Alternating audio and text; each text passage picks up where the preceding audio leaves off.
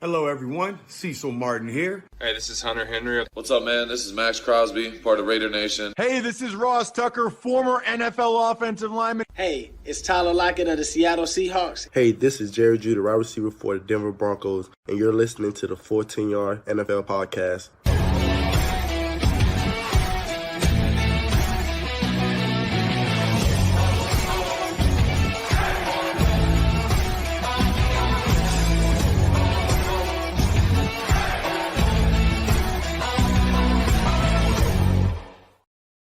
Hello and welcome back to the Full 10 Yards NFL podcast. I'm your host Sam Moores and we have our Super Bowl matchup. The Kansas City Chiefs and San Francisco 49ers will meet in Super Bowl 58 on February 11th in Las Vegas after winning on Championship Sunday. And joining me to break down both of yesterday's games is a returning guest. He's an NFL journalist, pundit and author. Ben Isaacs, welcome back to the podcast. Ben, it's great to have you on. Oh, it's just great to be back. Thanks for inviting me back, Sam. That's all right, no trouble at all. And I mean, you're very, very well-known pundit or person in the NFL UK fan base, I guess, and just community. And it's I mean, you've got your books out there now, and it's just great to have you on the podcast again. Because last time you were here to promote the book, and this time, well, we've got two great games on our hands to break down, haven't we? Yeah, and it was a really great Championship Sunday. It's always a great weekend of the season. But I want to ask you a question, Sam. Mm-hmm. What is your favorite weekend of the NFL season? Right. So I'm going to include in that, you could even have like draft weekend. So in fact, not NFL season, but just the NFL weekend of the year. Because mine, I'm putting it out there, maybe unpopular opinion.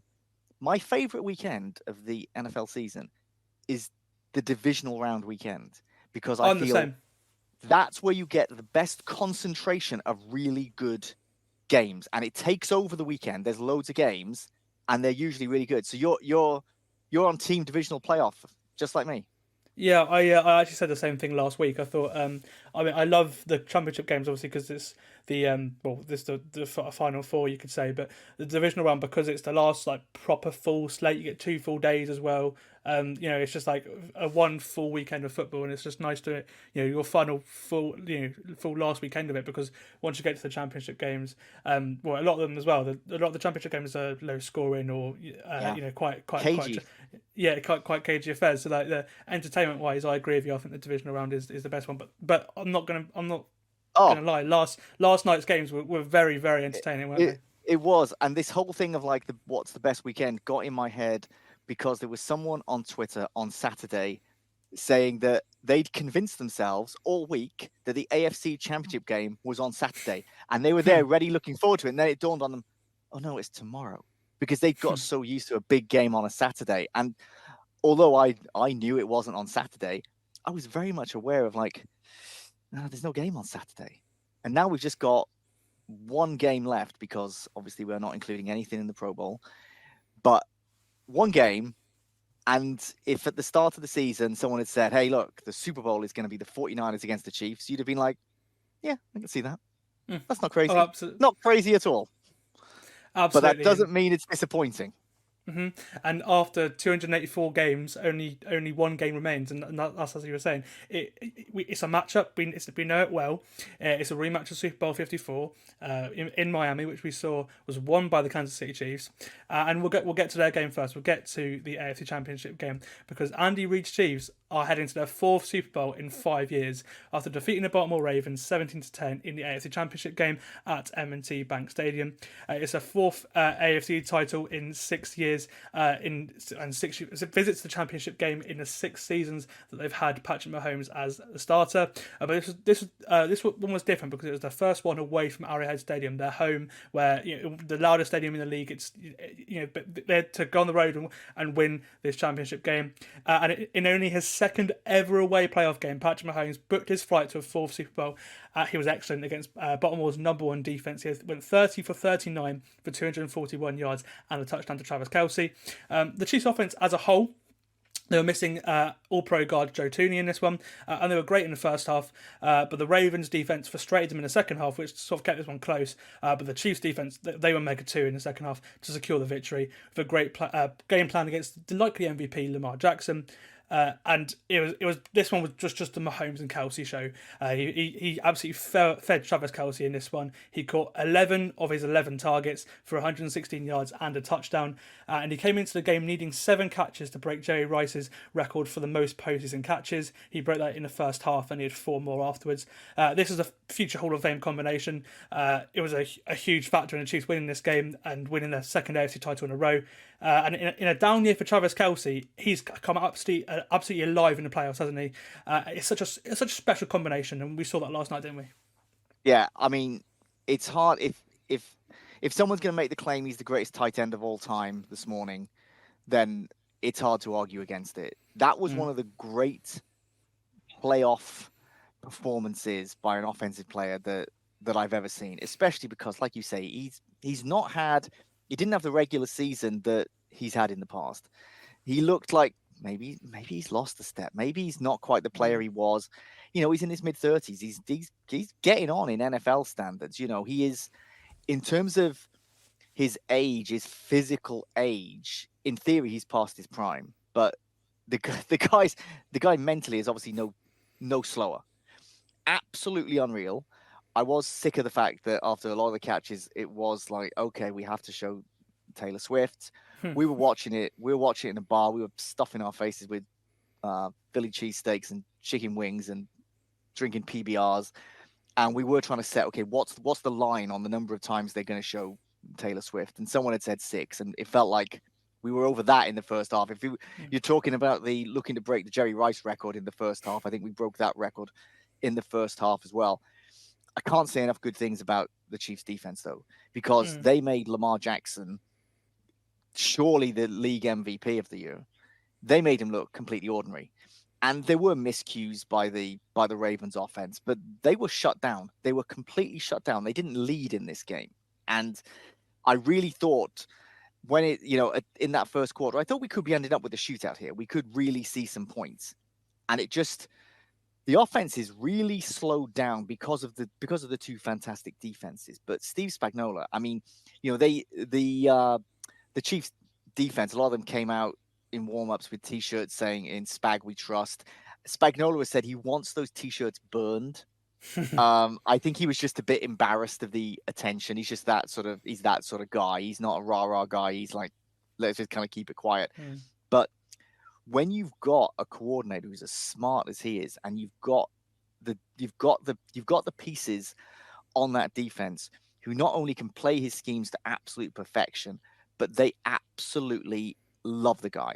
They will do anything for him. And I'm not gonna compare this Chiefs defense to the '85 Bears, but what was slightly reminiscent was the way that they love that defensive coordinator.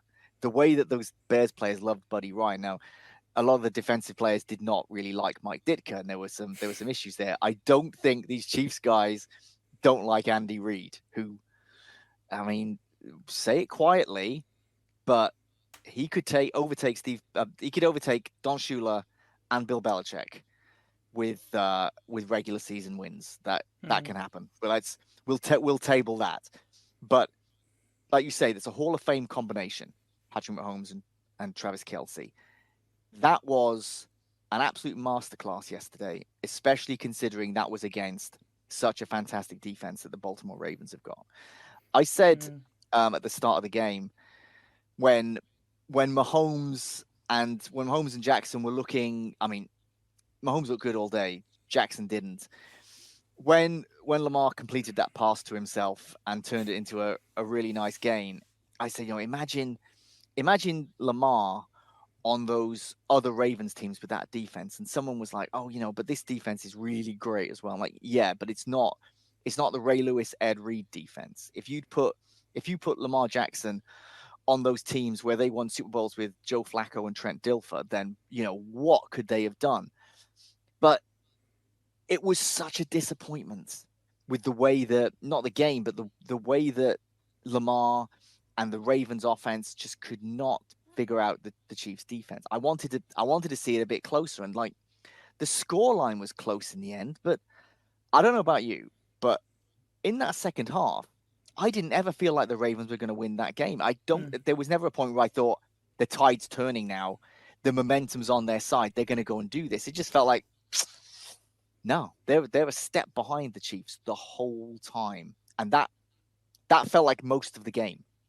Like, it felt it didn't feel as close as the score suggests. I think if anyone watching this, they didn't watch the games live, they saw the scores first, and then they decided, okay, I'm gonna get on Game Pass and I'm gonna watch these games. They might have thought that game was super, super tight. I don't think it was. I think the Chiefs blew them out in a way. You know what I mean? It felt the same. And if you look at the numbers, actually, the Ravens actually outgained the Chiefs, like yards wise. But the Chiefs absolutely dominated the time of possession. They had 37 minutes to 22, which is quite a big margin. It's 15 ridiculous. More minutes. Yeah, ridiculous. That's huge. And it felt like they were in control, as you said, from literally start to finish. But as you said, they only won by one score. And it was just actually in the second half as well. You mentioned the Ravens. Felt they were gonna win at all. Well, they actually had 2 or 3 times the amount of yards that the Chiefs did in the entire second half. The Chiefs only had 67 yards in the entire second half, and they didn't score in the second half at all. But yeah, the Ravens just couldn't do anything. The Chiefs defense, it was great. I've been saying on this podcast all year how much I love the Chiefs defense, because they're very good at taking away like primary weapons, and they took away Isaiah Likely and Mark Andrews. So Lamar was it was Zay Flowers, who we'll talk about in a minute. He had a very eventful couple of minutes at the midway point in this game. But the Chiefs defense has been great, and they've always been great in the playoffs, especially. But this year they've been great the whole year. And when the offense hasn't been as good as it normally would, the defense has stepped up. It's been top 5, all year. And the Chiefs now, they're back in the Super Bowl. This really is a dynasty now, and it's so soon after the last one we had in the AFC. We thought we were over that with the Patriots, and straight away we're back to another one, aren't we? So my daughter is in Year 8 in secondary school, right? So she's 12 now, but she'll turn 13 before the end of the school year. In her entire lifetime, the AFC Championship has either featured the Patriots or the Chiefs. Every single year of her life. She's never known a non-Brady Mahomes AFC Championship game. Like, one of those guys has been in it every single time. And the parallels aren't simply an incredible head coach in Andy Reid and one of the greatest quarterbacks of all time in Patrick Mahomes. It's the fact that with those Super Bowl teams, there have been different pieces. There have been some constants, but the way that they have won games has been quite different from year to year. This Chiefs team does not look like that first one that won the Super Bowl, and that takes some doing, because you can sometimes get a run going where you build a nucleus of players and you keep winning, and then it falls apart as players leave in free agency or players retire. They have reloaded. This is Patriots-esque. However, it does also show us how incredible, if we were unaware or we'd taken it for granted, how incredible that Patriots run was, because of how long it was. Like, it feels like Mahomes and the Chiefs have been doing this for a long time. It's quite a short period of time. They've packed a lot in. Imagine if they're still doing this in like 10 years' time, and it's still Andy Reid and Patrick Mahomes, and they're winning multiple Super Bowls with all these different people. That is the equivalent of what the Patriots were doing. And with Belichick leaving the Patriots and currently being out of work and doesn't look like he's going to get an NFL head coaching gig, I think what the Chiefs are doing is really showing into stark relief how difficult what the Patriots managed to achieve was. Because the Chiefs have done this, and it's incredible. But they've got to go like another decade of doing this to match what the Patriots were doing. And I think we're going to see Mahomes and Andy Reid together for a long time, so it could happen. They're two of the greats. So this is definitely dynastic, and I don't see it going away anytime soon. And I'm like, I picked the Ravens in this game, and I'm at a point where, how am I going to pick against Mahomes in the playoffs again? That's an idiot move, right? I'm an idiot. I'm putting that out there now. I'm an idiot because I was like, yeah, I think the Ravens going to get this done. And why did I think that? Why? Why? This is Patrick Mahomes, and he will just get these things done. And Andy Reid will get these things done. Absolutely stunning. I know a lot of people are really sick of Patrick Mahomes already. And I don't think that's a bad thing. I think it's good that people have got strong feelings about Patrick Mahomes. Like, there was the stuff before the game, for anyone who hasn't seen it. Justin Tucker was kind of like warming up in an end zone, and Patrick Mahomes kind of like kicked his kicking tee out the way. Now, I don't know who was in the right there. I don't know who should have been there. It felt a bit childish for Patrick Mahomes to do it. But someone had said, like, if that was like a big defensive guy, people would love it more. It's like, kind of being tough. But with Patrick Mahomes, it's like people want to kind of jump down his throat. And maybe it was a dick move. I don't know. Maybe it was, maybe it wasn't. But there's been, and I know I'm just going on a Patrick Mahomes thing here, but Patrick Mahomes has been getting a lot of hate because people are sick of him, and that's fine. That's understandable. The thing that's annoyed me, Sam, this season, and I've seen it more and more over the last couple of weeks, is I've seen people say, and these are like Chiefs fans, these are like hardcore Chiefs fans, this isn't like the general public, saying everyone counted the Chiefs out, everyone thought that Mahomes was done, nobody thought that, the Chiefs would be making the playoffs and making this sort of run. It's like, what world do you live in? And I know that there can be a siege mentality where lots of people think, oh, the media hates our team, that this is the team that they hate. Man, there's a lot of, like, if you're a Chiefs fan listening to this, please let me know what you think about this, because you must have noticed how some of your fellow fans think that everyone hates the Chiefs in the media and that nobody thought the Chiefs were any good, which is just balmy. Now, my final point on Mahomes is that when he played that first road playoff game in Buffalo, he had never played a road playoff game before. And let's have this parallel universe, right, where the Bills won that game, which they could easily have done, Sam. We all saw that game. They could easily have won that game. If they won that game, everyone right now is talking about either the Bills or Ravens in the Super Bowl. And they're talking about, Mahomes is a good quarterback, but he can't win a road playoff game, can he? He's okay in Arrowhead. He's okay in his own place, but he can't get it done on the road somewhere hostile like Buffalo. He just can't get it done. He's soft. And as it is, he's walked into Buffalo. He's walked into Baltimore, two places that are difficult to win, and done it in both those places. I've run out of superlatives about the guy. He does things that nobody else in the league can do. If he carries on with this sort of trajectory, we could easily be talking about him as the greatest of all time.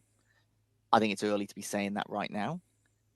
But although I would have loved to have seen Lamar in a Super Bowl, I'm not going to say no to another week of Patrick Mahomes. No.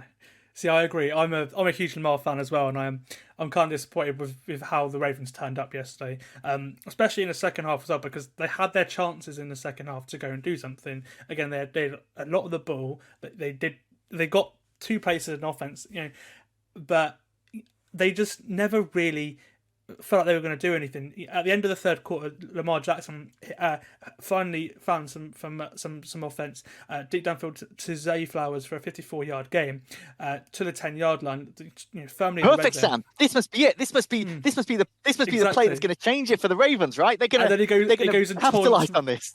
And he goes and taunts right in L'Jarius Sneed's face, and gets a 15-yard penalty that gets moved back, and it just sort of thinking, oh, not now. And yes, the Ravens did eventually get it to the end zone, but obviously they didn't, because the ball was knocked out of Flowers' grip before he broke the plane, and it was recovered in the end zone by a Chiefs defender for a touchback.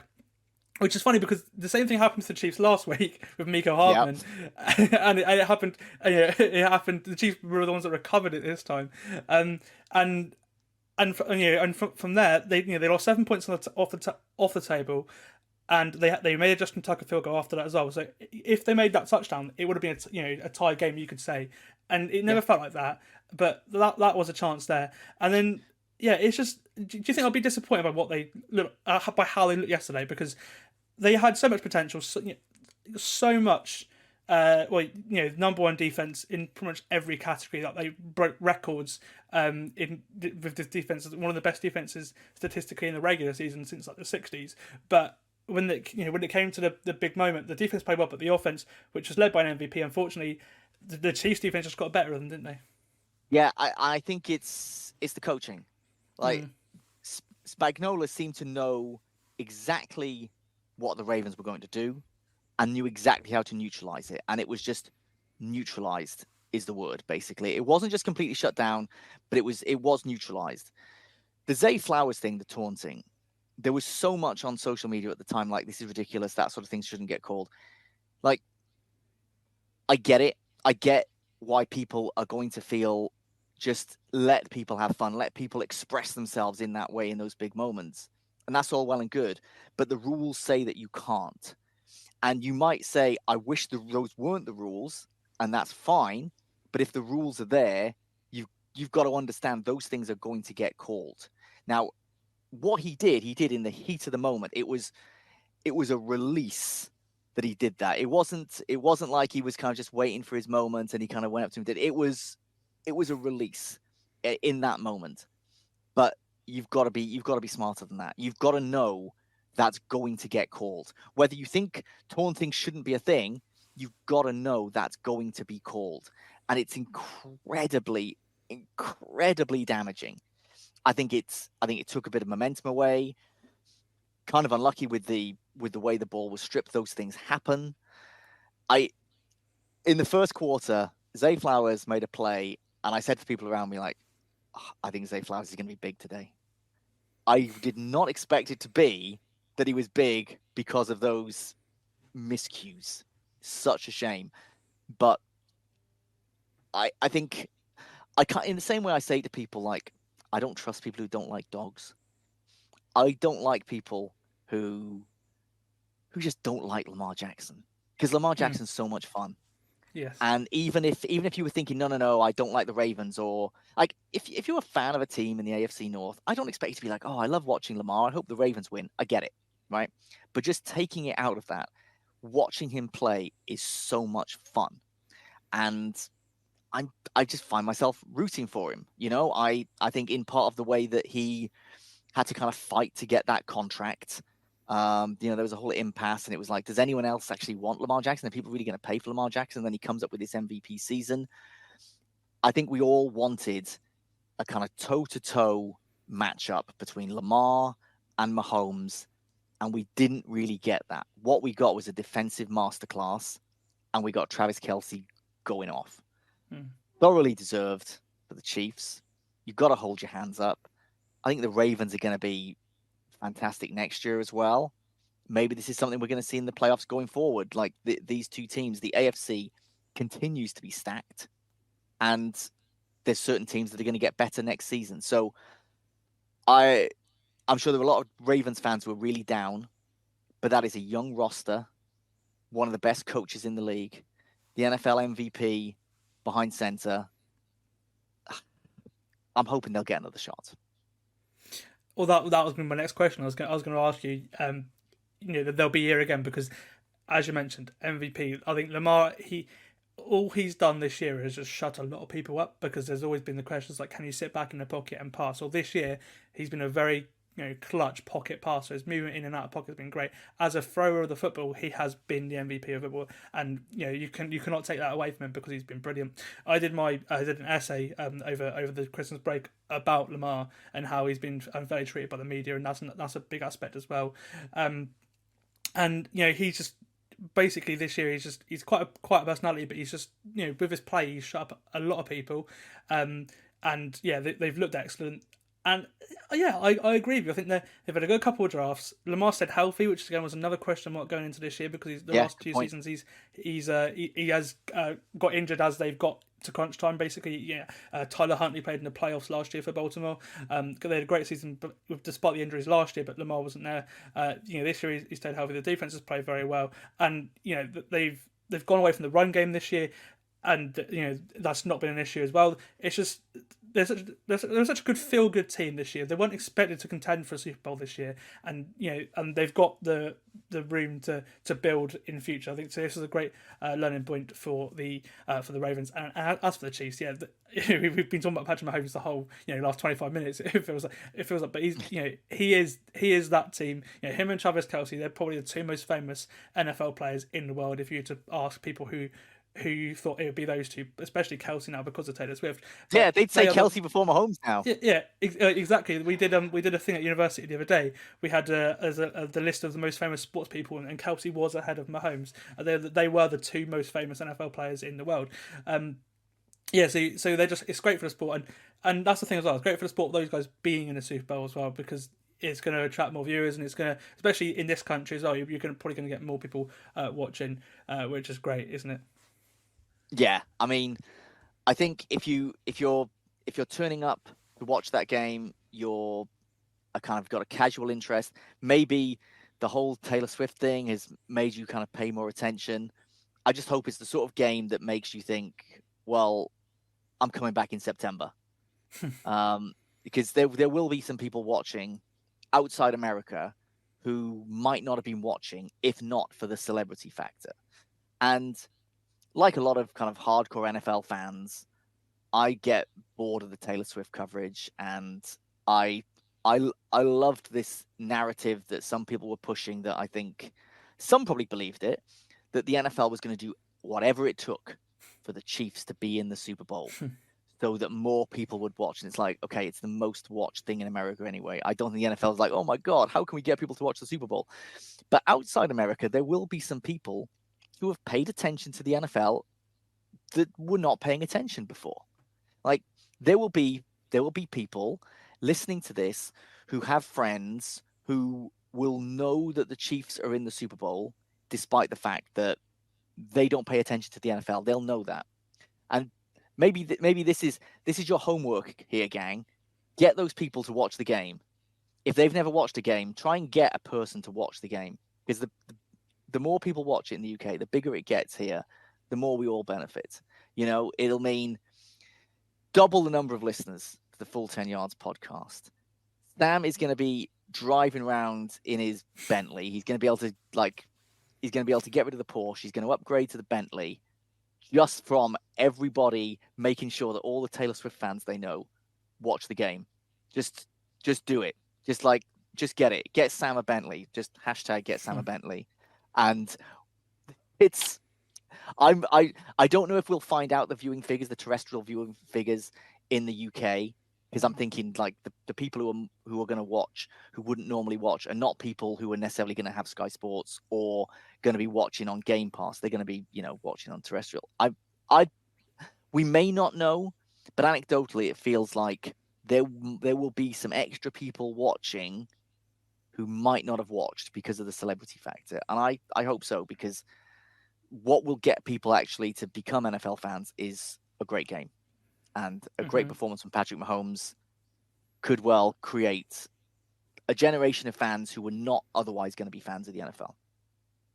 Oh, absolutely. And the team the Chiefs are playing, the San Francisco 49ers, at times this year, they've looked like one of the best teams in the league. But it was touch and go whether they'd even get here after points last night, because after a thrilling second half comeback, they are in the Super Bowl. They secured their spot in Super Bowl 58. They were trailing 24-7 at half time, but scored 27 unanswered points on their way to a comeback victory. Just remarkable, this comeback, wasn't it? Because I was getting ready to last night before about half time of that game, thinking, I'm going to ask all these questions, and then I had to tear it up. It's it's, they always say when I'm doing sports journalism at uni, they always say that get prepared for last minute rewrites, and I've had that a few times, and that really was for me a last minute rewrite, because I had everything planned, and then the Niners just went and did it, and they they over 3 touchdown comeback to go win this game. What an end to Championship Sunday, wasn't it? Yeah, and it's the biggest halftime deficit that a team has come back from in a conference championship game. I would put this to you, your opinion: comeback or choke job? What's your gut feeling? I don't know. I'm a big fan of going for it on fourth down, which is what the Lions did a lot in this game, and it did come back to bite them. You could say, because even if they made, I think they failed 3 or 4 times, and if you make 1 or 2 of those, and it could be a different story, you could go on and and score. Yeah. So I would probably say it was more the Niners were better situationally, but I wouldn't call it a choke job. I'd say the Niners in the second half they turned up because the Niners historically have struggled in the second half of games, especially when trailing. To come back. So I'd probably say for them it was just they were excellent and got it right yesterday. Yeah. I think quite often when there's a big comeback like that, I think it feels usually easier to categorize, did someone choke or was it an amazing comeback? Like I think of that Patriots Falcons Super Bowl, and to me that's a choke job. The Falcons panicked. It was like they looked at the scoreboard and thought, "Oh my God, we're about to win this. We're about to win this. Oh my God, don't lose it. Don't lose it. Don't lose it. Don't lose it. Don't lose it." And then you do lose it because you play differently. That to me, there was an element of that with some of the Lions players where I felt the pressure started to get to them. History started to get to them because they'll have had it hammered into them for so long about how the Lions have in the Super Bowl era been. In fact, if you look at the teams that have existed through the entirety of the Super Bowl era, the Lions are the least successful, right? Well, there's never been to a Super Bowl. Yeah, they've been to two conference championships where at least like the Browns have done better. The Browns have not been to a Super Bowl, and I'm discounting teams that didn't exist when the Super Bowl was first created, right? So just in those teams that were there right at the beginning, and the thing is, the Browns missed some seasons because they didn't exist for a few years, and they came back. So the expectation on the Lions getting to this point that this is the best Lions team since the 50s, right? Which, like, if I had my phone with me right now, and Sam knows I don't know where my phone is, I could get the calculator and I could work out how long ago the 1950s were. So I'm just going to say they were ages ago. This is the best Lions team since ages ago, since the 1950s. And it felt like for some of them, they were so aware of what a big deal it would be for the Detroit Lions, for the city of Detroit, for a franchise that has underachieved at certain times has been a running joke and now isn't, that they've just seemed like, we're so close. We're so close. And it just wasn't quite working out. Now, there's that aspect. And I think that's totally separate to the whole fourth down thing. Because, like you, Sam, I'm a proponent of going for it on fourth down. Be aggressive. And this isn't Dan Campbell all of a sudden changing everything because it's the championship game. This is him going with the way that he's had that team playing, rolling the dice, taking risks, being aggressive. And it's not like they were passing up automatic field goals. Their kicker has only been with them a few weeks, has no real experience of like kicking over a certain distance. They may have one of the worst kickers in the NFL, right? And that sounds like a terrible insult, but there's only 32 kickers. He is one of the weaker ones. We've not seen that much from him. I don't think they were doing the wrong thing going for it on fourth down. It's very easy to look back and be like, right, well, if they kick this and they kick this, that's all well and good. You've got to also nail those kicks. And it was not a sure thing. I feel really bad for the Lions. I think it was part choke job in terms of the players. I'm not putting it down to the fourth downs. The 49ers, they got lucky on certain plays. During that 27-point run, there were certain points where like that shouldn't happen. That was a little bit fluky when things are bouncing off helmets. Yeah. Like those sort of things, sometimes they happen, sometimes they don't. You take something like that out, maybe they don't win. Maybe just one of those odd bounces is what turns it. And I don't want to take anything away from what the 49ers did to come back, right? And I've been saying, and I'm not changing my opinion on this, but I've been saying all season, Brock Purdy is a fantastic game manager, and I don't consider game manager to be an insult. Game manager is, if you've got a good game manager, that is a super reliable guy. Like, He is not going to cost you games. He is not going to do things stupid. He is going to find those. He's going to find the receivers when he should find them. And that is brilliant. Game managers win Super Bowls. It's, it's doable. Very doable. What Brock Purdy did with his legs last night, making some of those runs when it felt like the Lions just did not expect it and just could not constrain him when they needed to. Got to take my hat off to him because he introduced something there that I don't think the Lions were expecting to see that much. It was perhaps his signature moment, that comeback. They've not had things their own way. I mean, they had to come back against the Packers, and the Packers knock into the playoffs. Like the Packers were not great over the regular season. They had a really good second half of the season, destroyed the Cowboys, but I thought they were going to have no chance against the 49ers. They could easily have beaten the 49ers.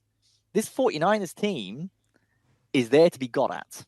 It's been the best team in the NFC, deservedly in the Super Bowl, but nobody watching last night's game is going to feel like, oof, well, you can't beat these 49ers, because that first half showed you how you can beat those 49ers. Be aggressive. Push the ball down their throats. It can be done. Now, the Chiefs are built differently to the Lions, but the Lions had a game plan, and they stuck to it. It didn't work out, but they stuck to that game plan. And I imagine, and I don't want this to sound patronizing in any way, but Lions fans aren't used to this sort of situation of getting this far, having it all snatched away. There are certain teams that have, their fan base has seen them lose a lot of big playoff games. This is different for Lions fans. And a lot of them will be thinking, well, it's fine. We're going to be back next season. And of course, Dan Campbell told his players, you might not get another shot, because that's just the way the NFL works. Now, he thinks that they're going to get another shot, and so he should, but they might not. But this, again, like the Ravens, is a young team. The Lions have got loads of salary cap space. They've shown that they can draft well. I still won't approve of drafting a running back in the first round. Please don't do it, guys. Stop doing these things. But they've drafted well, and Lions fans will feel really disappointed today, probably really proud of the way that their team has progressed, the way that lots of people wanted to write off Jared Goff, a little bit of a joke. Jared Goff had a good game. Like, he is not the reason that they lost that game. The 49ers fans, they must be just so relieved, because if you get that sort of pounding in the first half, but then by the end of the game, your guys are there wearing the championship caps, then I would love to know how many 49ers fans turned off at halftime and thought, I can't face this. It's the middle of the night. I've got work tomorrow. This is mortifying. And then perhaps they were maybe they were even avoiding social media this morning because they thought, I can't face it. It was horrible. And then they found out there must be people like that in the UK who just avoided it. But there have been some great comebacks in conference championship history. When I was really young, the 86 and 87 AFC championship games, Browns, Broncos, both classic in their own way, the fumble and the drive. But this was something different. Like that sort of comeback, and to have it that the Lions, a team we haven't seen in this position, and it was a really refreshing novelty to see them. And I don't think it's the end of it. An absolutely wild night, because the two games were really different, and that's always fun, because variety is the spice of life, and sometimes the NFL can get a bit samey, like when you compare it with college, it can get a little bit samey. If you watch some games back to back, they're quite often similar ones, but these were just so different. And I am exhausted, Sam, and this is maybe coming across that I am kind of delirious with exhaustion, but also so entertaining. This felt like if you are a big NFL fan, you can't have not enjoyed the way those two games were. They were so absorbing in their own ways. Fascinating stories, like even just like the narratives of the quarterbacks, absolutely fascinating. And I absolutely loved it, even though I thought the 49ers were going to win comfortably. I loved it. See, I agree with you. I absolutely loved it. I live with a Packers, no, sorry, I live with a Broncos fan, and I live with a Seahawks fan. So seeing the Chiefs and the Niners win for both of them wasn't great. So it was they had very differing opinions to me. I was just loving Mahomes, and I was loving this comeback from the Lions as well. But sorry, from the Niners as well. But yeah, when you live with Seahawks and Broncos fans who hate both of those two teams, it was very interesting last night watching the games with them. But yeah, I absolutely enjoyed it. And also, I mean, I grew up as a Dolphins fan, so the Dolphins now have the longest streak without a playoff win. Right, So right. I now know how Lions fans feel Uh, with that. So it's, do you know what, I'm really glad you brought up the Dolphins, right? Because there's something to think about, and that I don't want to get Detroit Lions fans down. So there's the feeling that, okay, look, this is the start of something for the Detroit Lions. You go back to the 1984 season. Dan Marino and the Miami Dolphins. Marino's second season in the NFL. He already looks like he's going to be one of the greats. Happened very quickly. The Dolphins got to that Super Bowl. They lost quite comfortably to the 49ers in Super Bowl 19.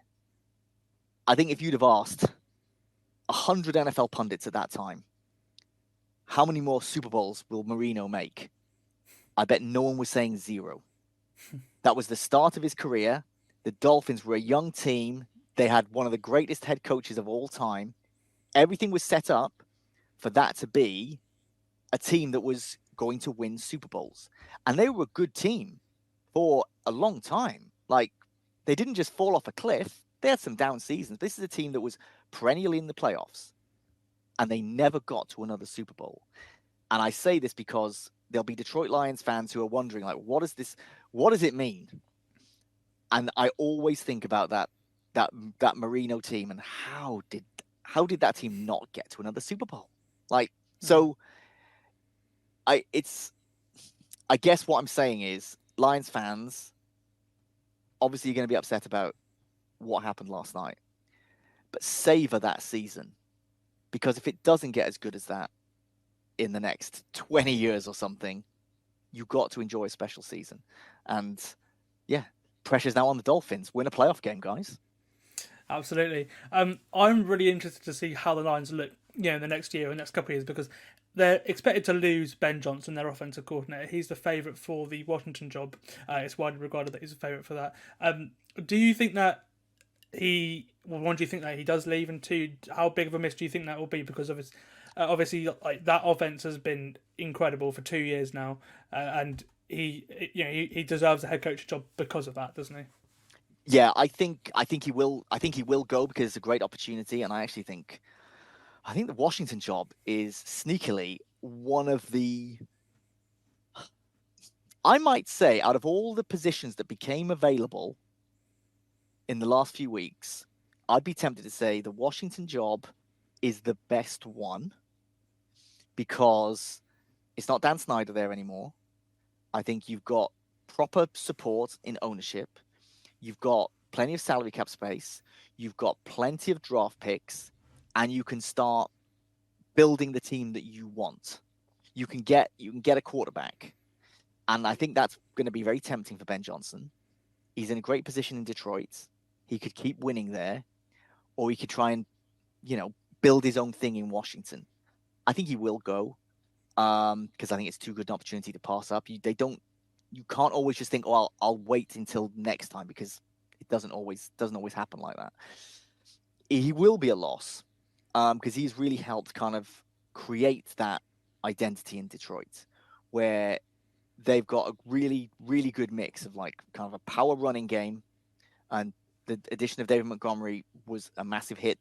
They paid him a lot of money. The Bears did not want to pay him a lot of money, and I'm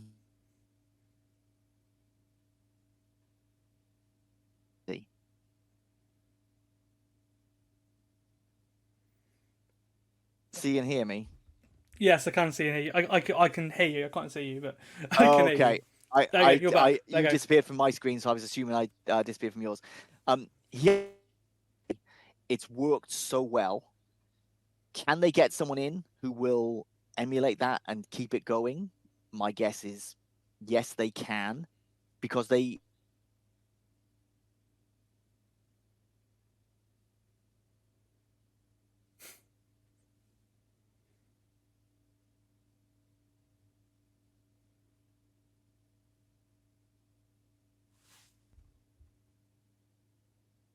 potentially take them onto even better things and kind of finish the job that Ben Johnson started. So he'll be a loss, but I think they can carry on without missing a beat. I think get the right candidate in, they've already got the weapons. So I think they'll be okay.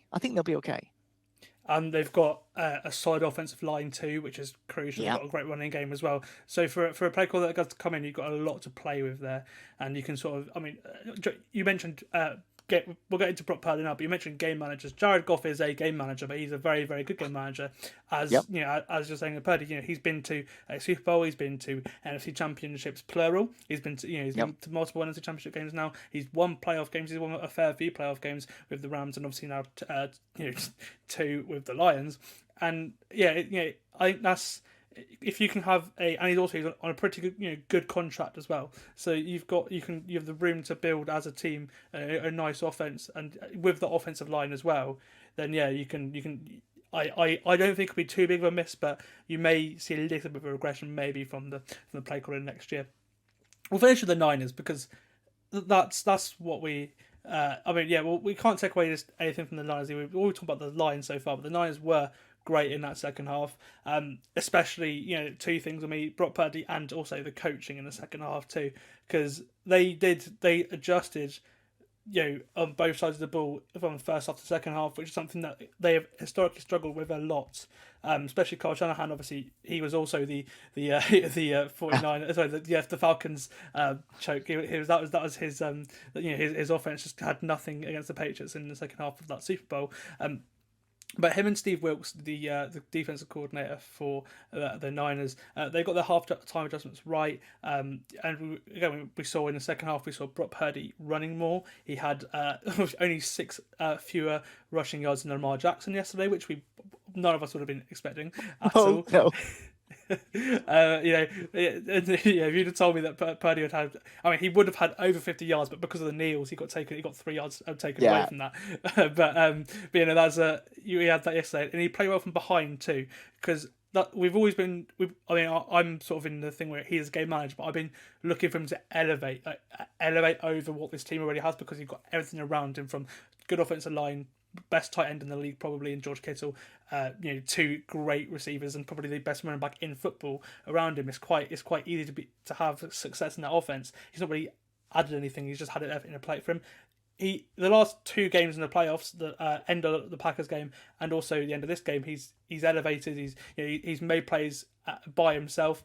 We saw the Kittle throw in the Packers game, the one where he just stepped up and sort of right in the pocket and dropped it over for a touchdown. And we saw moving around the pocket, creating plays. He was again. You have to give it to Brock Purdy. He was excellent in that second half, wasn't he? Yeah, he really was. And you're right, kind of bringing up that Packers game, because he had issues. The whole team had issues. It was raining and they were not playing well. And then when it dried off and it came to it, he was able to get it done and make those clutch plays. He was fantastic yesterday, absolutely fantastic. Earlier in the season, the Lions were throwing a game away, and someone I know on Twitter had said, no one plays worse with a lead than the Lions. And that feels like the sort of thing that every fan thinks about their own team, But it came to mind yesterday when it was going on. But the 49ers still had to capitalize on that. And it's all well and good if the opposition, who built up a big lead at halftime, starts failing to execute, and they did fail to execute. You've then got to execute. It's not enough to just be like, okay, well, they're not doing very well now. When you're like 3 scores behind, you've got to make things happen. You can't just wait for those things to come to you. And that's what the 49ers did. Kyle Shanahan's plan for the second half was absolutely chef's kiss. It was superb. And the defense obviously played its part.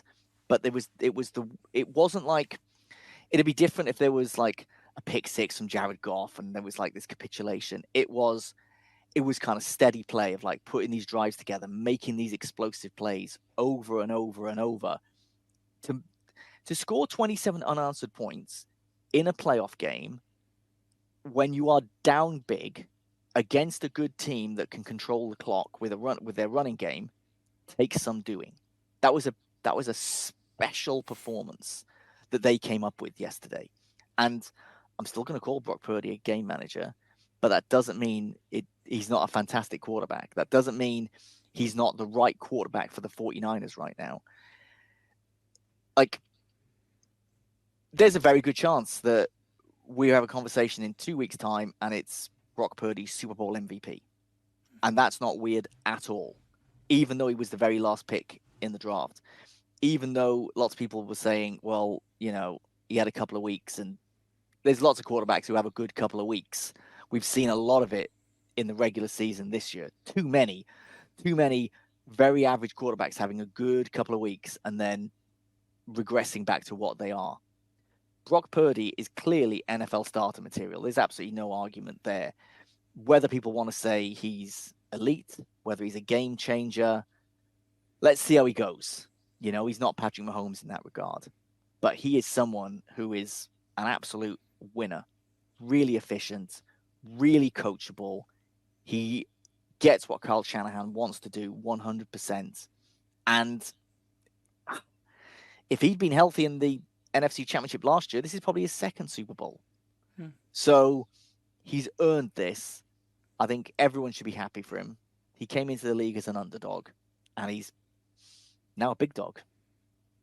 Absolutely, and if you think back to 2017, we had in the two championship games we had Tom Brady, but you also had Blake Bortles for the Jags, and then you had Case Keenum and Nick Foles on the other side in the NFC Championship game. So what we saw yesterday was miles better than what we saw 7 years ago, way back then, or 6 years ago, way back then. That was we've been treated to a lot of quarterback play at a very, very high level, and this season Purdy has been he's been nominated for MVP. You don't get nominated for MVP if you're not a good quarterback. Then that's where he's played phenomenally well this year. He's a great team alongside him, and right now I think the Niners probably are the most talented team in the Super Bowl. Whether they actually win it or not is a different question. But for me, I think top to bottom that roster, they've been on. They have injuries too. They are absolutely loaded everywhere, and that's why coming into this year we said they were probably get into the championship game again, if not going all the way, because they got there last year. Obviously, Paddy had his elbow injury. The game went away from them. Philly won last year, but they finally won in a championship game.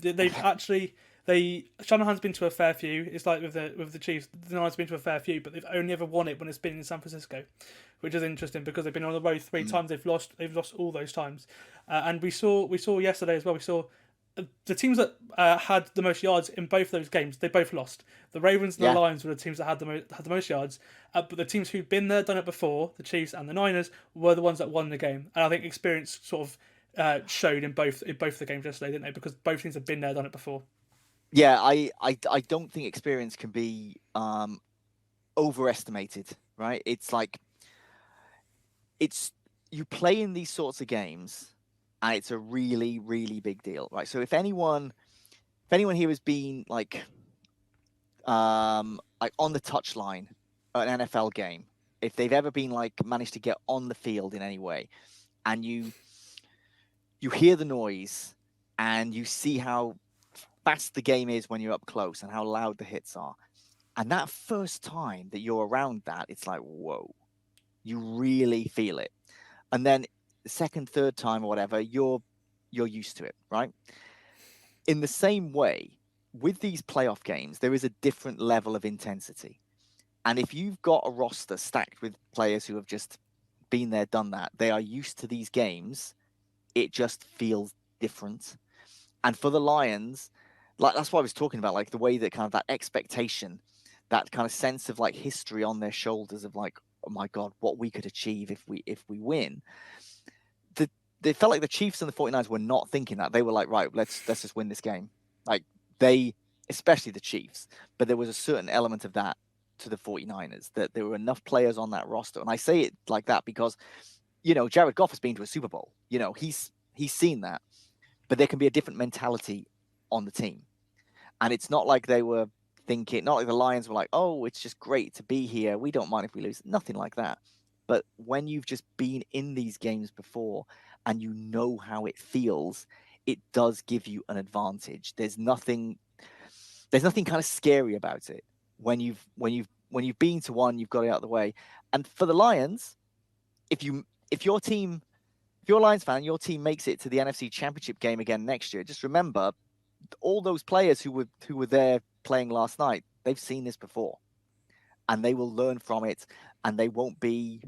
If anyone was overawed, they won't be overawed second time around.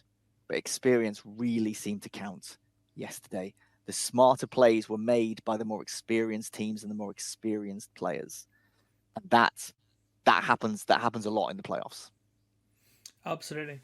Fox actually put that into perspective. Before the game, they had a graphic.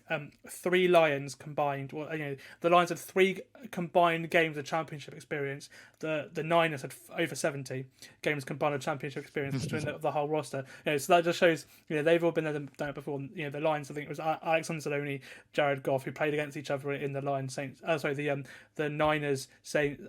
Rams Saints, that's what I was going to say. Championship game with the Nicole Roby-Coleman non-pass interference in 2018. Yeah, 2018. That one there. Yeah. That they played against each other in that game, and they are the only players to have championship game experience on that Lions roster compared to the entire Niners. It's the Niners team, so we saw that last night, and that's it. We've got our Super Bowl matchup. I can't wait for it. It's going to be awesome. It's great. It's the Super Bowl. It's like it's the best event of the year. You get the halftime show performance as well. It's always great. But before we end the podcast, we just want to talk about a little bit of coaching news that we've had since I left you on Friday. They've got 2 playoff teams. They've hired new coordinators. We'll start with the Eagles because, their collapse. They absolutely collapsed at the end of the season. But despite that collapse, obviously, Nick Sirianni, mentioned a couple weeks ago, he has remained as head coach of the Eagles. But he has made changes at both offensive coordinator and defensive coordinator. We realized this year, how big of a loss Shane Steichen and Jonathan Gannon were for this Eagles team, because they were great, well coached teams in their first year as a head coach, the Lions, the Eagles, their defense, they went to Matt Patricia halfway through the year. Brian Johnson's offense wasn't great. They fired both of those guys, and in comes Kellen Moore on the offensive side of the ball and Vic Fangio on the defensive side of the ball. Vic Fangio comes in from Miami. He left by mutual consent because he wants to return to Philadelphia. He lives in Pennsylvania, and Kellen Moore, obviously with Jim Harbaugh moving over to the Chargers, I think that's a bit of a too basic. It's just the offensive staff is different with the Chargers with Jim Harbaugh. So he has left the Chargers and he's gone over to the Eagles. What do you make of these hires? Because he's made Sirianni's gone for 2 big names, but obviously they're hoping to get back to the top again next year. So maybe you need these big names as your coordinators. Yeah, I mean, Kellen Moore's had his issues in terms of that may sound like he's like in his private life. I just mean last season wasn't great for Kellen Moore. I'm a big fan of Kellen Moore. I'm one of those weirdos who thought he could have properly played in the NFL. I don't think he could have in hindsight, but I was excited when he got drafted because he was such a winner at Boise State. He's an intelligent guy. He sees offenses in a way that others don't. Great coach, I think. I think this is a really good fit. The Fangio hire for me feels an absolute no-brainer. It didn't work out in Miami. It wasn't the marriage made in heaven I thought it could be. He's kind of got a rigid system with the way that he likes his defenses to be constructed. I think that's going to be okay in Philadelphia. He was really keen to come to the Eagles. I mean, he's a born and bred Eagles fan. I think he's one of the best defensive coordinators of the last 25 years. I think he's someone who can really turn a team around. Like when he got the head coaching gig in Denver, I was very curious because he's a top level DC, but it doesn't always translate to head coach, and it didn't for him. I don't think he's a head coach guy. Like, that's not a knock on his ability. I just think his style doesn't translate well.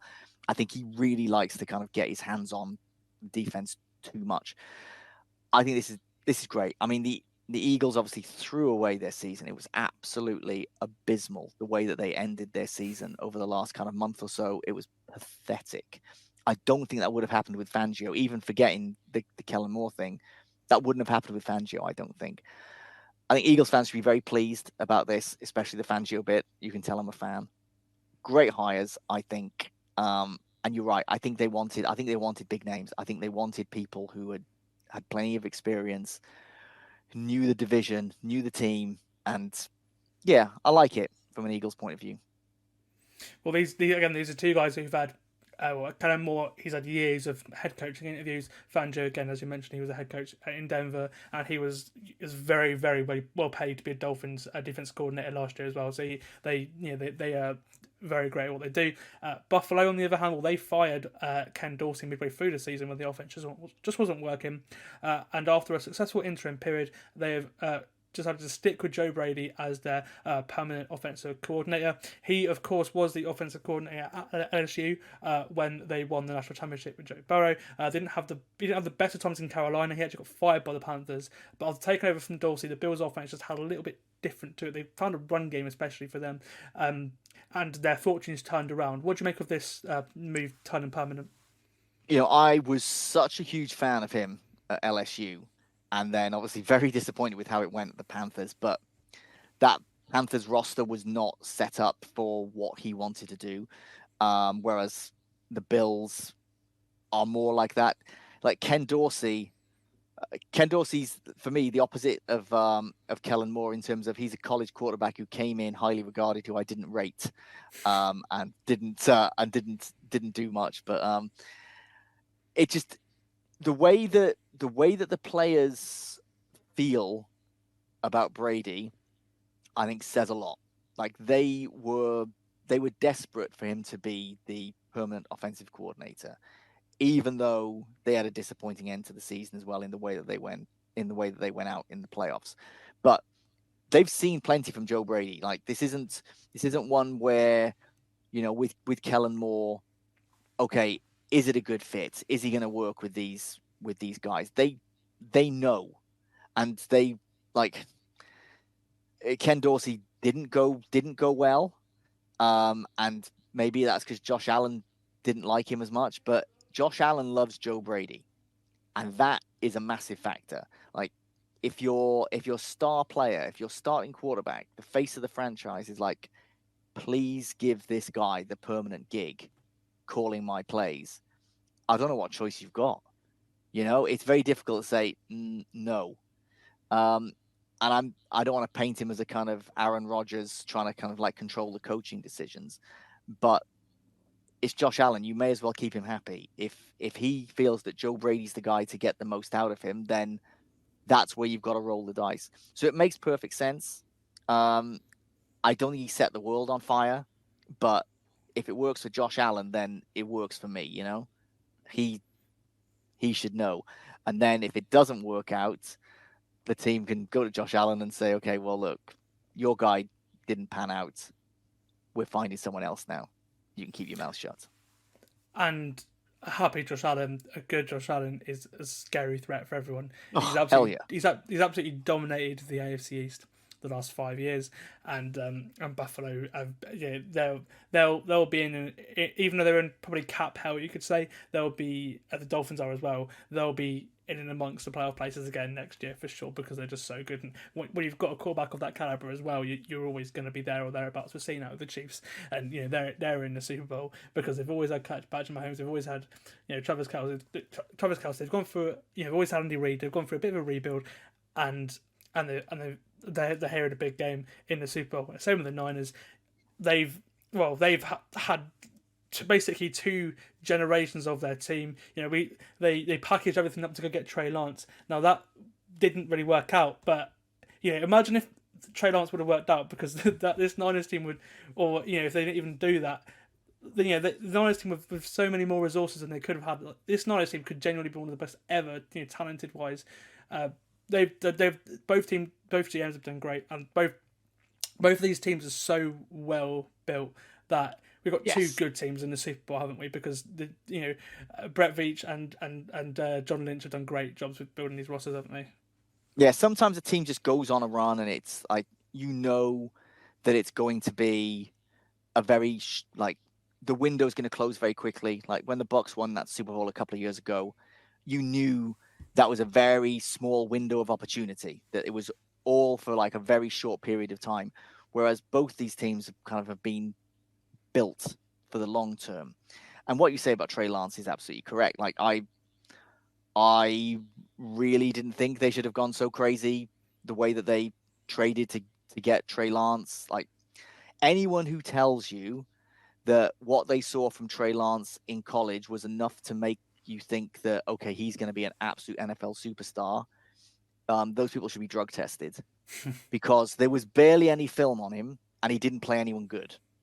So sometimes you overthink things or you outsmart yourself, and you think, okay, well, I can turn this guy into an incredible weapon. I can turn him into a Patrick Mahomes. I can turn him into a Josh Allen or Lamar Jackson. Let's say that had come off. Like, imagine if Patrick Mahomes 2.0 was on the 49ers right now. Like, how many games would they have lost this season? You know, they wouldn't have had that. They wouldn't have had that run of losing games. I don't think any of these playoff games would have been close. And if they just hadn't made that trade and what they had been able to do with just their other draft picks, they would have some other weapons there. But, you know, the journey they took still got them to this position, but they could have been even scarier, which is balmy to think about because they're so good. They've got so much depth. They're such a well-built, cohesive team, and they could have been much better. That's actually a possible thing, but it's wild to think about. I can't fathom quite how good they could have been if Trey Lance had been what they thought he was, because you don't make that sort of trade unless you think this guy could be a future Hall of Famer. Imagine he was. Oh boy. Well, everyone else in the NFL should be glad that didn't work out. Well, they got Brock Purdy now, and they're going for revenge in Super Bowl 58. Revenge of Super Bowl 54, where obviously they lost out to the Chiefs in Miami, and that's the next time I will see you. I will see you not in Miami. I'm not going to Vegas, but I will see you in the preview for Super Bowl 58. My dad's actually going to Vegas a couple of weeks after, so he gets to see the aftermath of it. But no, I'm obviously I'm not that level journalist yet. But yeah, I'm looking forward to it. Like, what a season it's been. We're getting very, very close to the big game now. Before I say my goodbyes, thank you for coming on the podcast again, Ben. It's been great to have you on twice this year, and it'd be great to have you on in the future again. Absolutely. I'm always happy to make time for you, Sam. I think what you do here is fantastic, and I love being a part of it. Awesome, thank you very much. And yeah, I will see you in probably midweek next week for our big Full 10 Yards Super Bowl preview podcast. But for now, I've been Sam Moores. This has been a Full 10 Yards NFL podcast, and I will see you then.